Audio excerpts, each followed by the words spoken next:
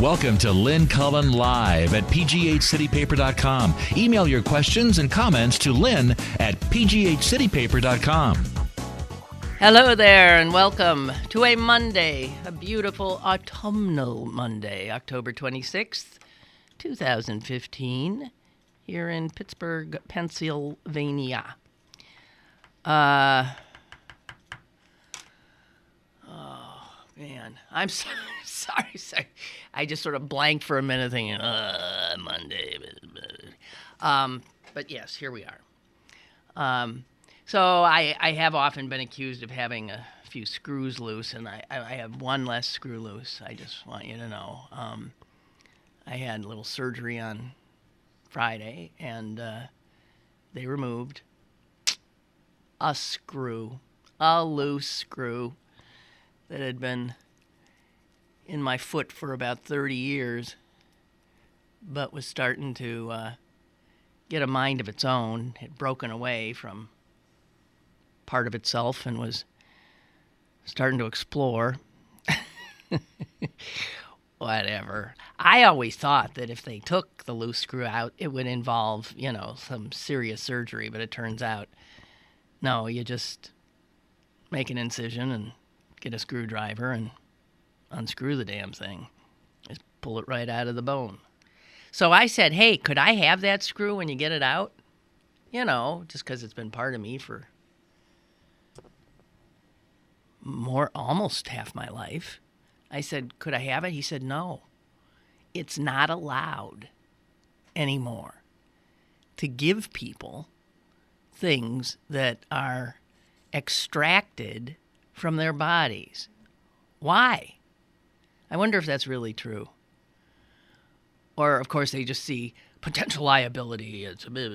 He said, well, it's all bloody and it's this and it's that. And I just thought, whatever. No.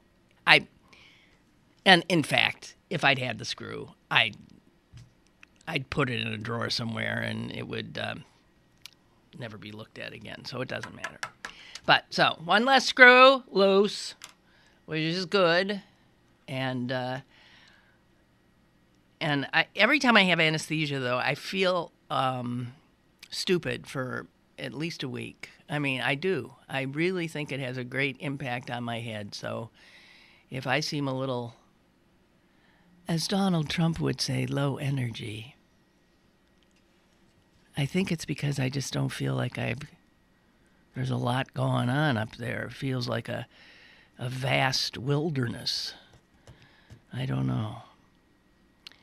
Geez, I read something interesting this morning and, of course, did not bring it in. But it's about a village, maybe an area in China that has, for gazillions of years, had a matriarchal tradition. Girls are valued over boys in terms of, babies. Women are considered smarter, stronger, smarter, stronger, everything. Marriage is Here's what you do. Women have men, and they can have as many as they want, who come to, in lieu of marriage, women have a relationship of sorts with a guy or guys who come to their home and their beds for the purpose of, procreation and sexual pleasure, and then they leave.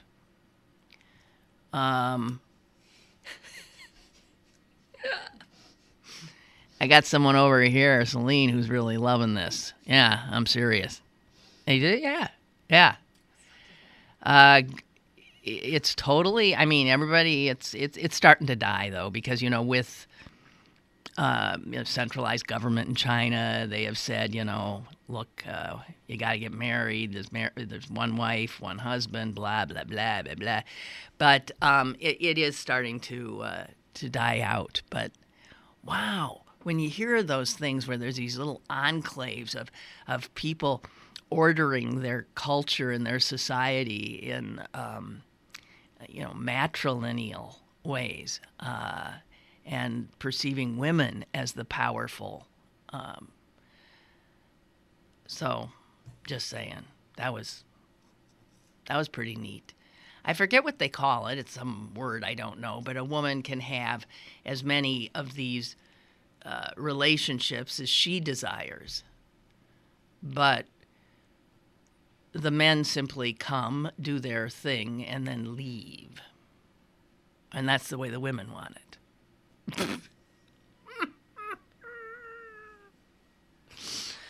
Oh, dear Lord. Yeah, I don't know. So, what else I got here? Oh, yeah, speaking of women. So, again, another update. I've kept you apprised of this story, and I will continue to do so. I think it's over now. You remember the Wiles? That would be Sanford and his lovely wife, Joan. They are richer than can be imagined, and they have a weekend home up in upstate New York, nearby a little college that is struggling, like so many little colleges are. It's a little college called Paul Smith's College, and the Wiles have given lots of money to this college because they just came to appreciate it. They have given nearly $30 million over the last decades, and have built a library and a student center, and both the library and student center are the Joan Weil Library, the Joan Weil Student Center. Name was all over the place. And then they said, hey, look, guys, we'll give you $20 million more, but here's the thing. You've got to name the college. Now, we can keep Paul Smith's there, but it's going to be Paul Smith Joan Weil College. But there's $20 million in it for you. Now, the will that had established the school in the first place stipulated that it would forever, in perpetuity, be called Paul Smith's College.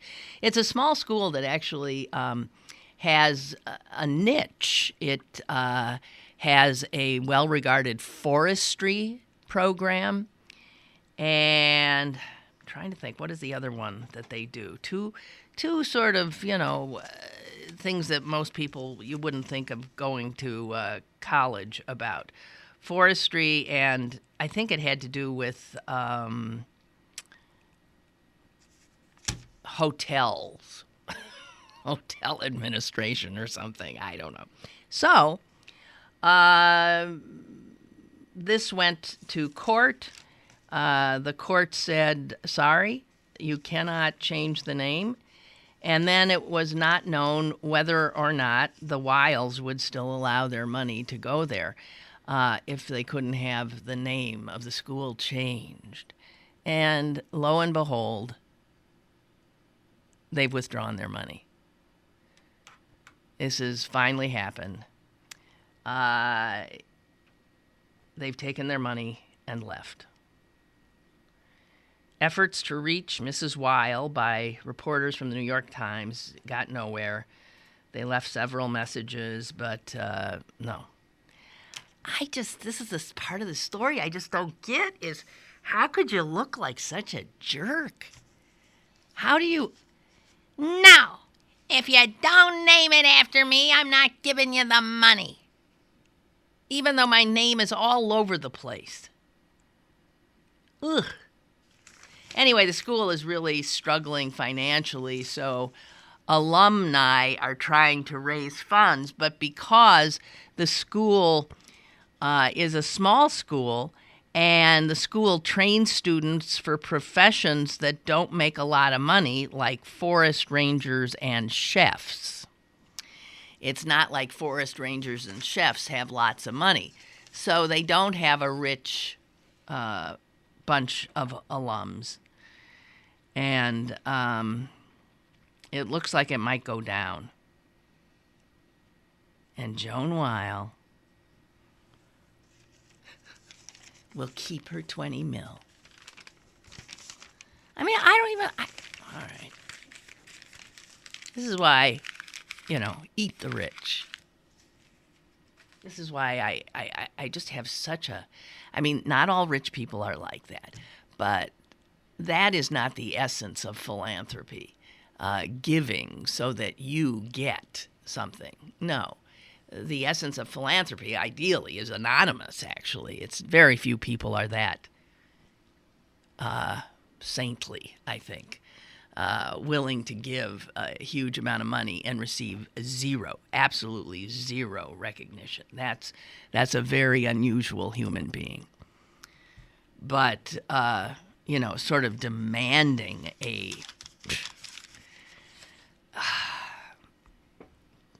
whatever.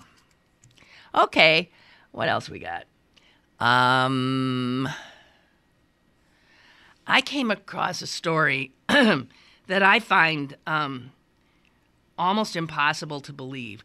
And part of what I find almost impossible to believe is that there is actually a country with a more horrific healthcare system than ours. And I know we're supposed to have a great healthcare system. That's bullshit.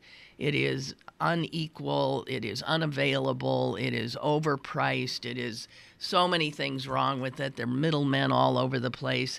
It has nothing to do with making people well. It has everything to do with making certain people rich. And patience be damned is pretty much the way it feels when you're in the clutches of the healthcare system here. I know some of you disagree with me. You've had wonderful experiences with the healthcare system. I suppose I've had a few, too. I mean, this surgery this weekend went swimmingly. But then I've had others. And whatever. Anyway, listen to this story. It concerns a Nobel winner, Richard Heck, who won the Nobel Prize in Chemistry in 2010. Now, we had talked about this a while back, how Nobels come out of the blue. Somebody could have done work when they were in their 30s, which it took 40, 50 years to be to have its true value recognized. And so you're sitting around totally not expecting anything, and you get a call saying you have won the Nobel Prize for something you did in 1950.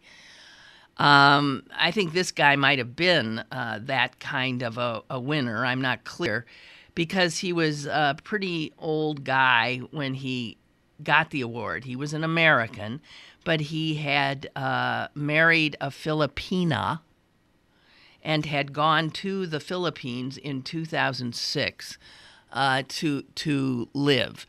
He won the award in 2010, but when he was in the Philippines, he became rather ill.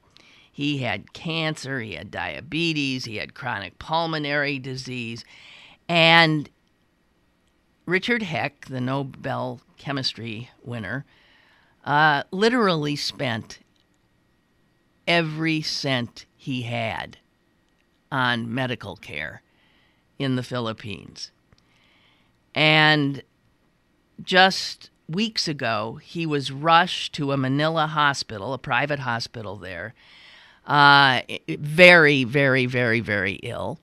The hospital refused to take him in because, they said, he owed them money on a bill. So they wouldn't take the old, terribly ill guy in, and he was transported to a public hospital, and by the time he got there, he was dead. Now, apparently, the irony here is that Richard Heck's discoveries in the world of chemistry have been used to advance medical breakthroughs which have probably saved millions of people's lives. I mean, how do you take all that? You just take that in. A guy who saved millions of lives through his work, was denied help at a hospital because he owed money on a bill, and he died. Turns out the Philippines is a medical nightmare. Some of the private hospitals are very good. They're very good. But you gotta just have the money. You gotta have money up front. He had literally spent his entire fortune on medical treatments in the Philippines, just trying to handle all the stuff that was wrong with him. The Economist magazine ranks the Philippines 78th out of 80 nations in healthcare. They are like the worst place to be. Listen to this. Unless you got the money, you're not going to get help. And it says that 70% of Filipinos die without seeing a doctor. I thought we were screwed up. Can you imagine? So, this case, his death, has prompted some soul searching on the part of Filipinos, but, that'll pass. Not to worry. The Manila Times, the big newspaper there, said that the Philippines has shamed itself. But of course, it has shamed itself and must do it on a daily basis. It's not just shamed itself because it denied care to a Nobel chemistry winner, but any human being in need of care who is turned away from a hospital is, it's indefensible, of course. What are hospitals for? If they're for making money, then yes, you turn people away like that. So I guess it's quite clear what hospitals are for in the Philippines. I think it's pretty clear what they're here for as well. They're for making money here, too. But they have even a more, obviously, just egregious system. Jesus. All right, well, let's see. Is there something fun to talk about? Huh? Is there? Instead of dead Nobelists and, is there something? I know. Wait a minute. Guys, I got it right here. And since we were talking about science a little bit because of chemistry, let's go into biology. So, it turns out that scientists at Cambridge University have made a very interesting discovery. And this is about male mammals. And it says that scientific research has clearly shown that the female of the species, and this is for humans and for apes and find a deep male voice attractive. A high male voice just doesn't do much for them. But a deep male voice gets the ladies' attention. And that goes across a lot of, certainly our cousins, monkeys, and howler monkeys in particular, who the research I'm about to tell you about was done on. But get this. Here's what the scientists have found. And I love this. I think the word irony comes in here too. The deeper the voice the deeper the call of the howler monkey, which gets the lady's attention, the smaller his testicles. So it doesn't add up. The female is attracted to the deep voice, but when the male, performs, he's got a tiny penis. And they found that if a certain thing is going on in the voice box, which is very large, then the penis is very small.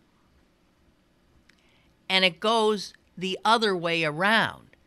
So howler monkeys with little squeaky, tiny little voices have huge penises.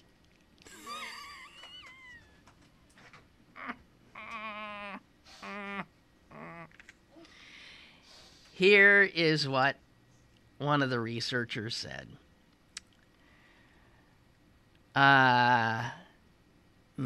Speaking of those monkey testicles that they've seen in the field, he says they are large enough that they are quite obvious when you look up into the trees. So there you have it. Now, they're saying this is odd in terms of like evolution. So wait a minute. You can't have it all? Is that what this is? We'll give you the deep voice, but you're going to have a small penis. Or we'll give you a squeaky little voice, but you're going to be well hung. You can't have both. And they say this seems to be a trade-off that nature makes, and it is evident in gorillas and in chimpanzees. In a gorilla group, one male, the alpha, dominates, right? And those males are huge. They're usually the biggest and the baddest. But get this, their testicles are tiny. So even the big, huge male, alpha male gorilla who beats up all the other males, he still has a little peepee. Go figure, huh? In chimpanzees, it says, mating is more of a free-for-all, and sperm from several males may compete for success in fertilizing a female. And consequently, chimpanzees' testicles are, here's the quote from the scientists, massive.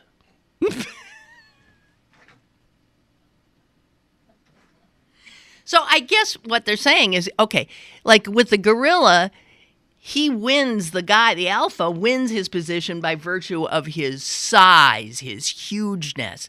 But that doesn't correlate to the size of his apparatus at all. In fact, tiny. Chimpanzees with the free-for-all, I can't even imagine all those massive testicles.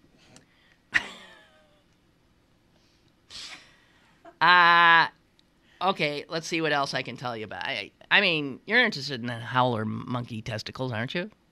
No? Come on. So, the reason howler monkeys do not have both large testicles and a deep voice seems to be, and get this, here's what they figure. You can't have both because it seems to be that both require a lot of energy consumption, either as the animal is growing or in life. You just can't have it all. And there are other costs. Testosterone, which makes for larger testicles, can suppress immune functions. So guys who have large testicles might in fact, die because their immune systems are not as strong because all of it went into their testicles. Quote, bigger testicles are also vulnerable to being caught on a branch or scratched by another monkey. So you don't want really big testicles because that can be a painful experience as well. There are hints in some studies of possible similar evolutionary trade-offs in humans. Guys. So you guys with your deep voices, you might want to just sort of like, I don't know, just sort of tone them down a little bit. You know what I'm saying? I mean, now if we're in receipt of this information.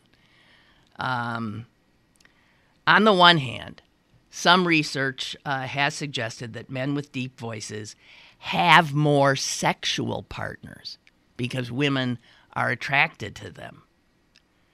But another study shows men with deep voices have lower sperm quality. Ha! I'm just saying. I don't know what any of it means, but I find it funny. Headline, some guys have it all, but not in this species. Howler monkeys not, and it appears humans, gorillas, chimpanzees not as well. Okay, nobody wants to talk about that. Ansel I tried. Come on. It's better than old guys dying in Manila. Come on. All right. Ansel wants to talk about Hillary's stellar performance, making the Republicans look like the friggin' idiots they are. Lynn, he writes, just wondering if you had the chance to watch the failed crucifixion of Hillary Clinton by that poor excuse of a congressional committee on Thursday. Sorry to say, I watched the entire... How? Ansel, you watched the entire thing?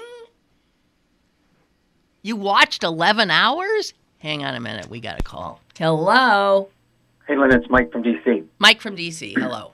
I wish this study would have come out when I was in Point Park Drama Department defending my higher range. And every time they would have said, lower range, please, I would have said, did you know guys with lower range have smaller testicles? Isn't it wonderful, though? I mean, I love it. There's something, yeah. I wonder if the same holds true for guys with bigger tires on their cars. Well, I've always thought that's true. If I see guys, with like really guys with tons of guns, or all those manifestations of, hey man, I'm big, I'm bad, no, I always think, man, they must really have a small penis. Overcompensating, yeah, without a doubt. Speaking of big balls, how about Hillary Clinton and the job she did in 11 hours of testimony? Well, that's just exactly what I was reading an email from somebody who said the same. I mean, she is so, first of all, can you imagine 11 hours sitting there not being able to make any mistake that could be used, any little soundbite that could be extracted, keeping herself from showing any anger or frustration or contempt, just being cool as a cucumber. She was amazing. Amazing. And even the stagecraft of it was fascinating. Like the prosecutors asking the questions, and I don't care what they call themselves, they were prosecutors. Yeah.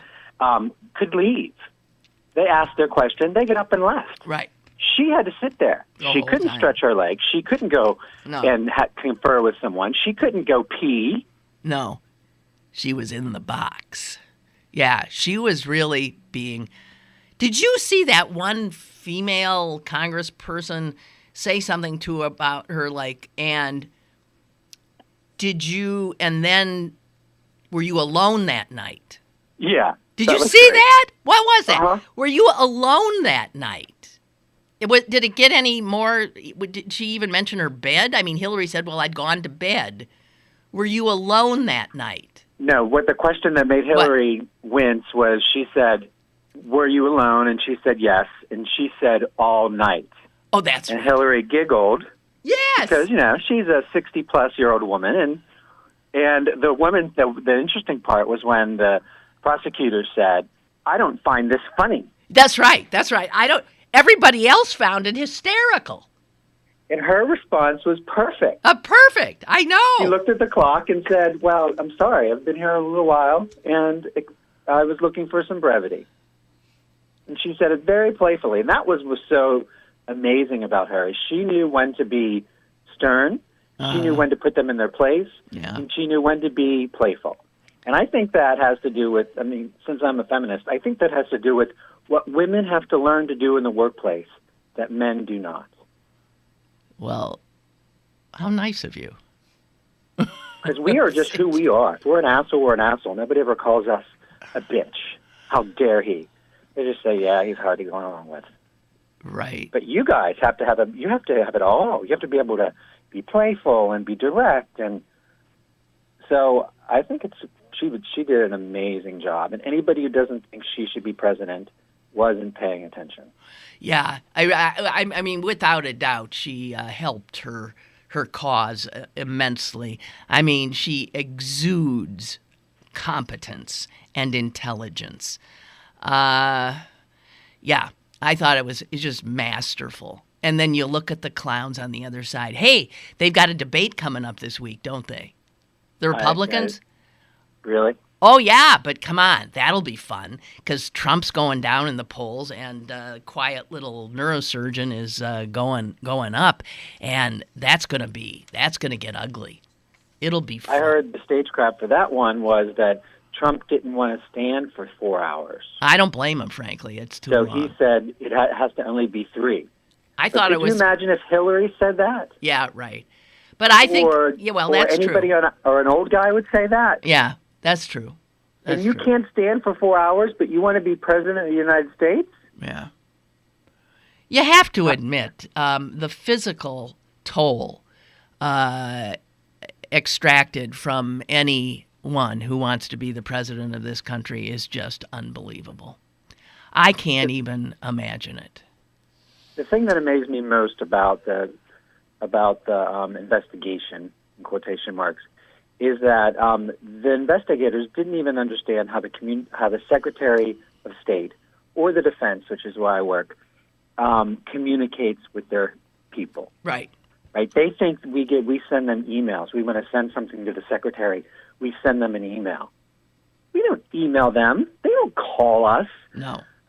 And I loved did you see the part when they were saying, how dare Chris Stevens, who was your friend, not know your email address or your fax number or your phone. Have your phone, right. Mm-hmm. And the Democrat who spoke next said, how many people did you supervise at the State Department? And she said, 270,000. And they should all have my phone. Right.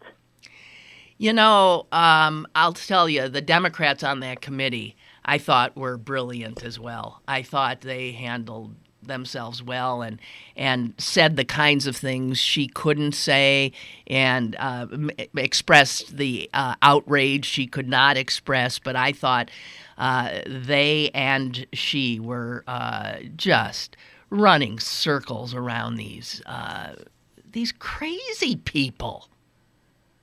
And have you noticed when the Republicans talk, they say a Hillary line like, Hillary is evil. And the crowd doesn't erupt because it's not their base. Yeah. The reaction on their face for a second is, wait, that line usually gets applause. Right. They're confused. Right. And they were confused when they were using their old rabble-rouser stuff with Hillary. And the audience wasn't erupting, and she wasn't reacting the way they thought she was going to react. Right. They found themselves in the real world. It was fascinating. And Truly, I watched almost every hour of it. Jeez. So that's what Ansel has said. Just wondering if you had a chance. He said he watched the entire thing. Man, you guys talk about staying power. That's impressive. It was riveting. It was totally riveting. And watching her clean up these men who thought they had something on her, watching them dig around and, try to get her stuck. And the little things they would do, like her attorney would write something on a piece of paper and hand it to her for clarification. And one of the guys, I don't know if you saw this, he said, yes, I heard. I'll give you time to read over your attorney's information. And she looked up at him and said, that's okay. I can do two things at once. Go ahead. Swat. Yeah, Just every knocked him time down. they tried to just, whittle her down a little bit, diminish her, she was. Well, no, it was just it was a master class, is what it was. It was really impressive as all get out, and I mean those hapless, stammering Republicans. And the interesting thing too is, because they were all prosecutors, right? The rules are different when you testify in front of Congress. If you're a defendant in a lawsuit, the actor, the person in charge, the prosecutor, has all of the power. But if you're defending yourself in front of Congress, you have all the power, because the congressman gets 4 minutes in this case Right. to ask a question. Right. And if you talk, you use up their 4 minutes. So she would be asked a question, is the sky blue or white? And she'd talk for 3.5 minutes about that, because she was eating up their time, and there was nothing they could do about it. Toward the end, they started to get really frustrated and say, yes or no question, madam. Yes or no question, Madam Secretary. And she would say, well, it would depend on such and such. It was fabulous. She played them. She knew their rules better than they knew their rules. Yeah. And they couldn't shut her up. Like when she goes on a talk on Fox News and they ask her a question, and they just talk right over her. Well, They can't do that yet. speaking of Fox News, the fascinating thing, and Ansel notes it in his email, is that Fox News dropped out of the hearing about 3 hours before it ended. CNN did not. MSNBC did not. They carried it in whole. Fox, you would think they would love this, Hillary pilloried. And they pulled their coverage. And they pulled their coverage. Why would they do that? Because their guys were not looking good.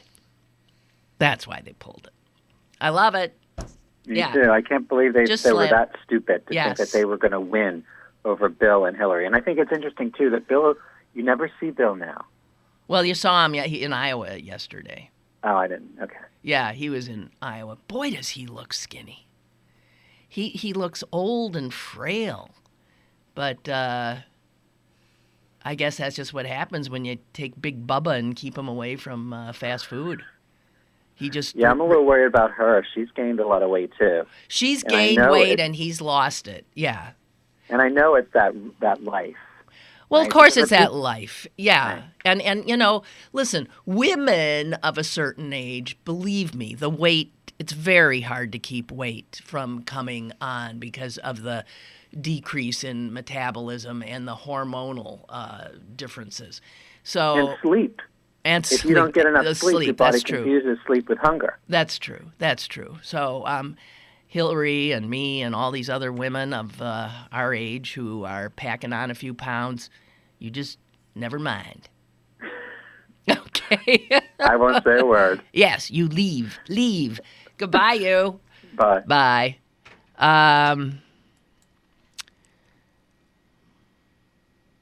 William Blake says, suddenly I wonder at the popularity of rock stars with high squeaky voices.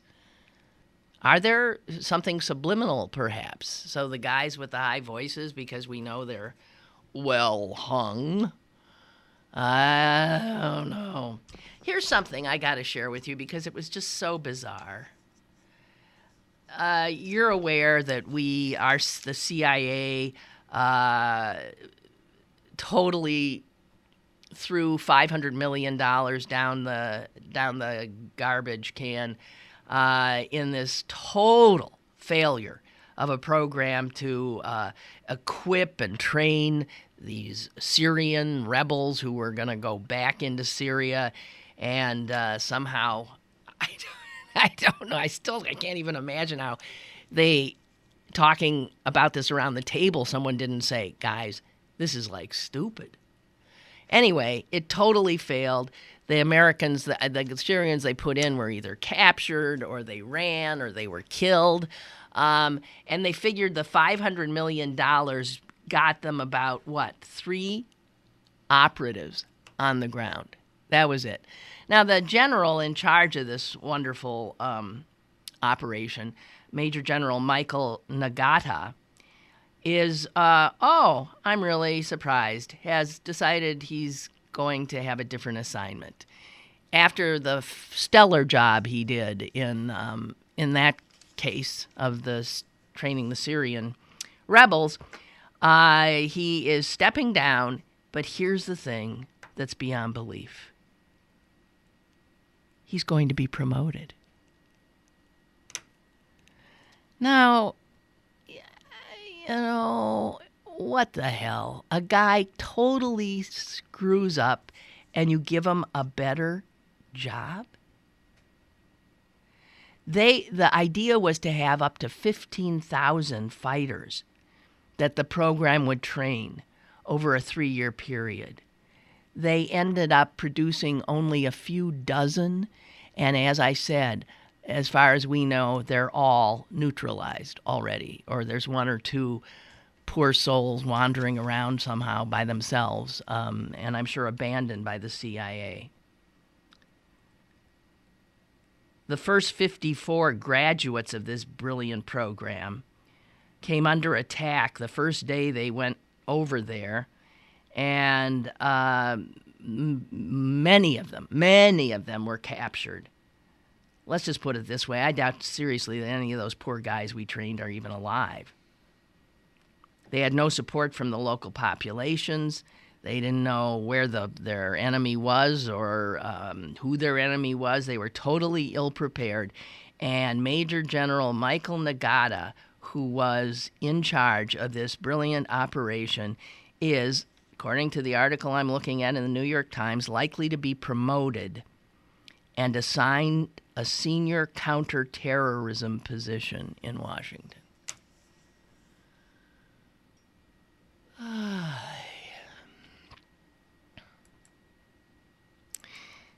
You can't make that stuff up.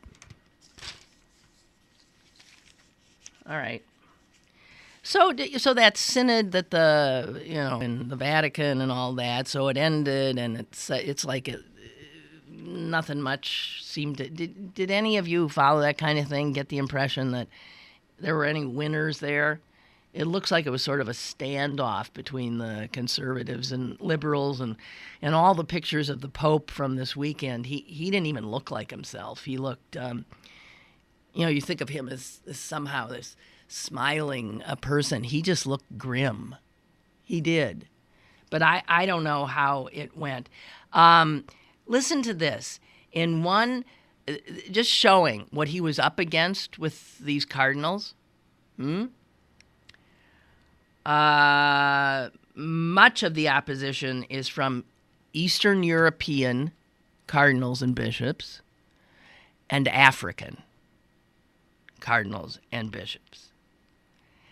And they do not want any changing of how sexual aspects of church teachings are dealt with. Listen to what one of them, this is a cardinal from Guinea, and he leads the Vatican's Congregation for Divine Worship.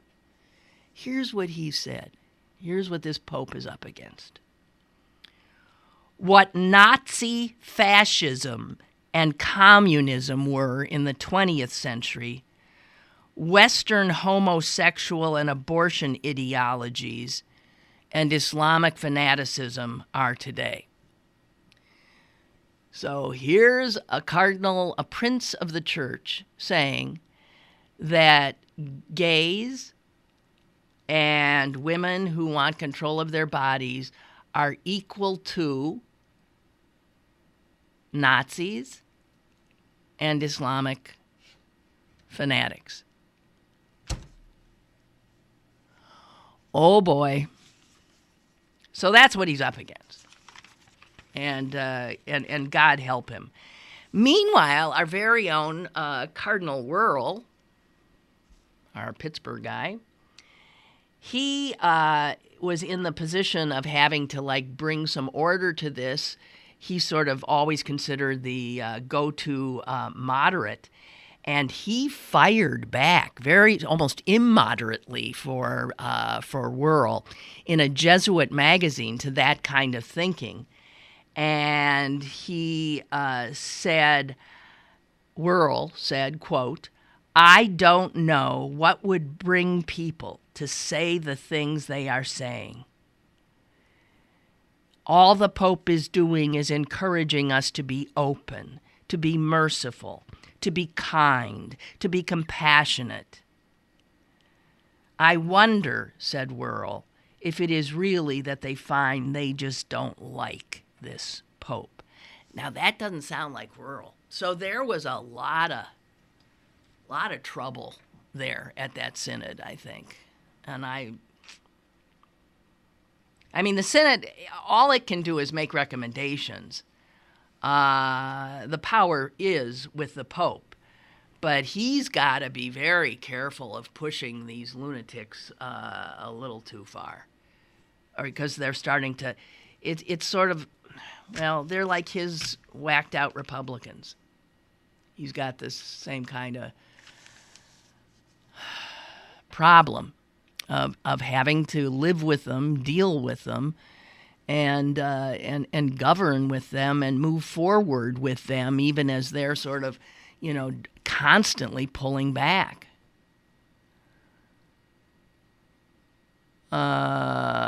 Chuck says about Hillary, "I think the strategy of the committee was to wear her down and then hit her with the harder questioning when prime time arrived, with hopes she would trip up in front of a larger audience.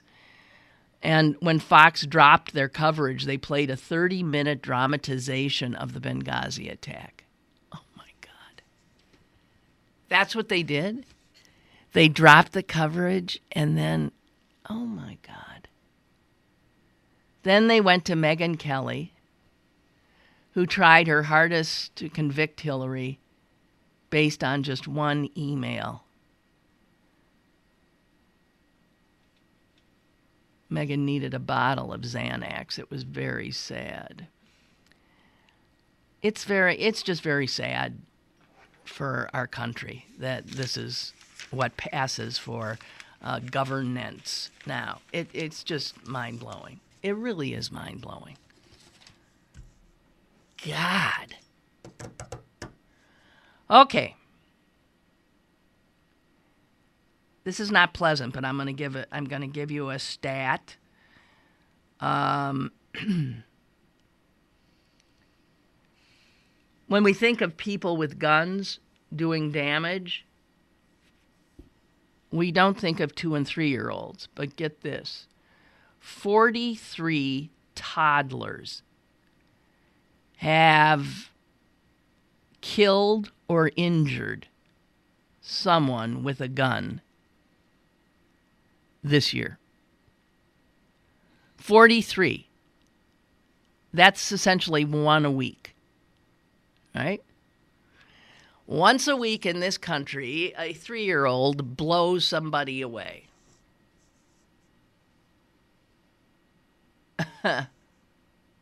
Sometimes themselves, by the way. In fact, in a lot of them. In 31 of those 43 cases, the little kid shot himself or herself. So, again, if toddlers are killing themselves or others at the rate of one a week, you don't think that would get the attention of most governments in this world and would be considered so aberrant, so beyond the ken, so I mean that, and we don't even blink. It just is what is. That's the nasty little rabbit hole we've fallen down. Amazing. Amazing. I can assure you this doesn't happen in other civilized nations. But then again, we're exceptional. I mean, I saw that. I thought, one a week. And I mean, when I see the stories, I have shared them with you. But some of these aren't. No, some of them I've shared with you don't even fit into this because they're not toddlers. Like a 7-year-old is not a toddler. So we're not counting. I don't know, what would you say a toddler is? Up to 4? 3? I mean, so the 4, 5, 6, 7, 8-year-olds who blow themselves or others away, they're not even counted in this. Now, if we started counting, let's say, how many kids under the age of 10, let's just do that, shoot and kill either themselves or somebody else in America in a year. I mean, I suppose we definitely easily get up to 1 a day, 5 a day, 3 a day, 4 a day. I don't know. It'd be huge. But we're just doing toddlers who can barely walk. That's why they call them toddlers. You know, they drunkenly wandering around. Having shot a gun myself, it's not that easy. And guns can be heavy. That these kids manage somehow to pick them up. That they are so readily available in their homes. Unbelievable. And in every single one of these cases, there should be felony charges against whatever adult owns that gun. There should be felony charges. And it's rare. In almost every instance of these things, what you read later is no charges were filed. We got a dead kid here, we got a dead kid there. No charges. Nobody's at fault in our wonderful justice system. That's amazing. Yike. Okay. What else? What else happened? Did anything happen in over the weekend that we're supposed to pay attention to? The refugee crisis, as winter hits, is getting really unsettling, and Europe is starting to close down. And I can't imagine the horrors that the winter is going to bring. Cannot.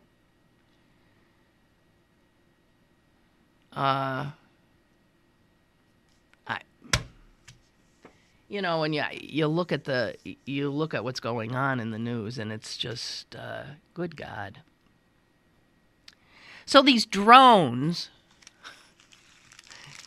are all. Did you see the video? It was all over the internet of the hawk swooping down on a drone. Did you see it? Yeah. Okay. So the thing is, though, these drones are hurting some of these birds now. They're hurting birds. A hawk could maybe take on a drone, but in fact, the guy who was flying that drone, the one with the hawk in that video, he was eyeballing his drone, and he was in a public park in Cambridge, Massachusetts. That's where that happened. And he launched his drone with a camera on it, which is why we have the video. And then he saw this red-tailed hawk circling nearby. And then he saw it swooping down and its talons open. And he flipped. And what he did is he cut the drone's propellers. If he had not seen it and cut the drone's propellers, that bird would have been killed.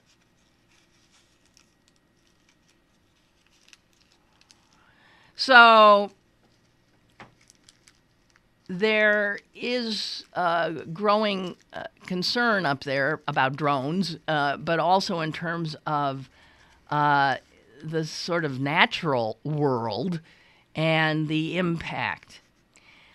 Because now we're getting more and more videos of seagulls, of ospreys, of magpies, of geese pursuing drones and attacking drones.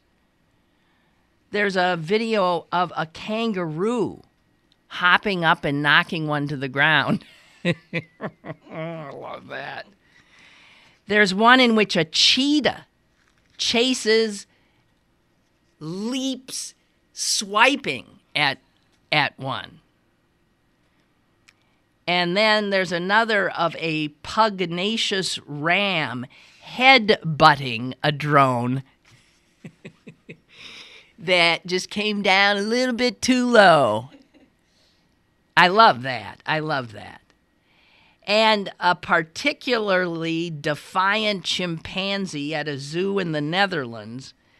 There's a video of it whacking a drone out of the sky, get this, with a branch.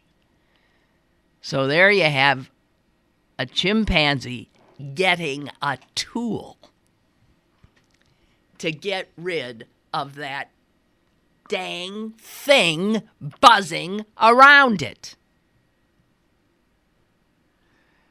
But a lot of these people flying these drones are really, they're just causing trouble. They're causing trouble. Recreational drone users have driven lounging seals and their pups into the ocean. They've frightened otters who are, just hanging out, doing what they're supposed to do. And I don't know. So this is going to have to get under control. And I mean, obviously, drones are extremely useful tools. They are helping scientists actually survey wildlife that would not otherwise be able to be surveyed.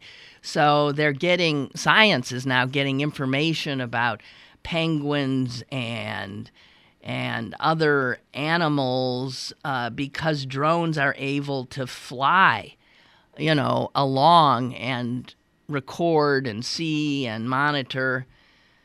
And it says here that the Kenyan government has found that using drones for surveillance may in fact save the lives of a lot of elephants and rhinos who would otherwise be poached. So, I don't know, but mankind. Okay, we have Henry saying, Lynn, I just wondered if you saw the sad story of the bicyclist, yes, who was killed this weekend in Oakland. She was a beloved teacher and advisor at the University of Pittsburgh. I just wonder if we'll ever be able to make street biking work. Seems as though this happens far too often. Well, it sounded sort of like a freak accident in a way.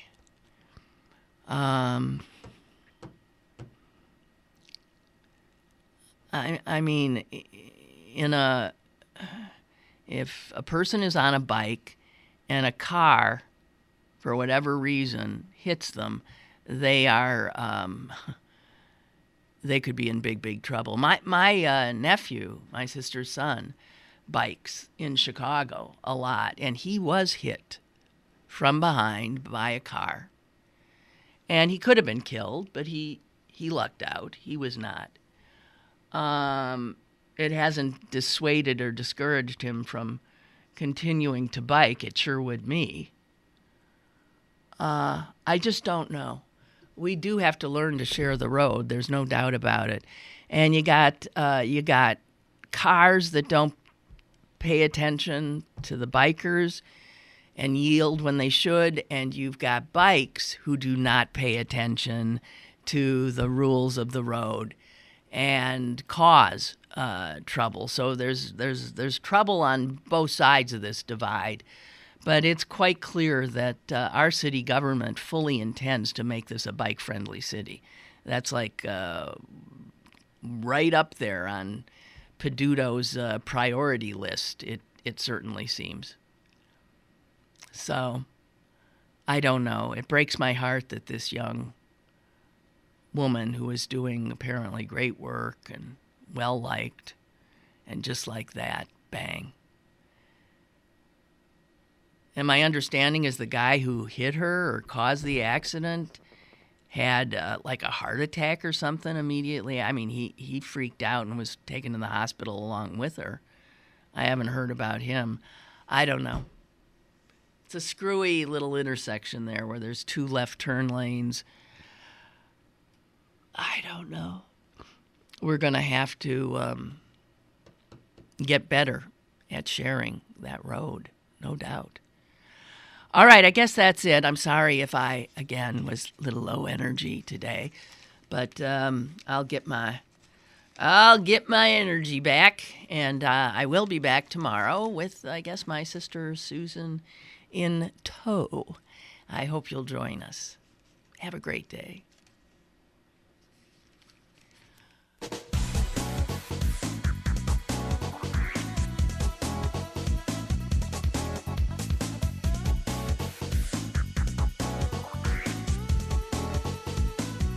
Lynn Cullen Live, Monday through Friday from 10 a.m. to 11 a.m. and archived at pghcitypaper.com. The opinions expressed on Lynn Cullen Live are those of the host and do not necessarily reflect the viewpoints of Pittsburgh City Paper, Steel City Media, and its advertisers.